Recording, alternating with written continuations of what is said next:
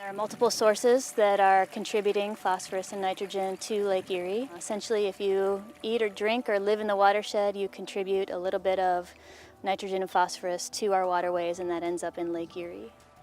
Lake Erie is really sensitive to these harmful algal blooms because it's warm, because of where it's situated, because of how large the Maumee River is when it goes into the Western Basin.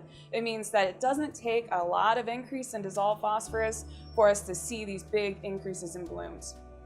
So the scientists are helping us to understand what's causing this phosphorus to leave the farm fields and get to Lake Erie. How much of it do we need to stop, and what are the practices that we need, and how much of them do we need on the landscape?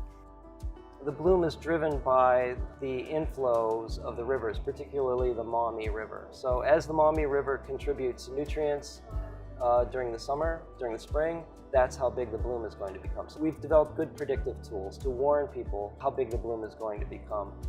The biggest things, if you individually want to help prevent what's happening in Lake Erie, is to control your own water in your house. Do something like a rain barrel or a rain garden to prevent as much storm water getting off of your properties. But the other big thing is to think about what you're putting on your lawn. A lot of the fertilizers have taken phosphorus out of their formulations.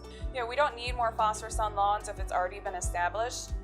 I think the best thing people can do together as a community is really understand the issues, understand the sources, and really understand what the science and the data are telling us now about where our path forward is.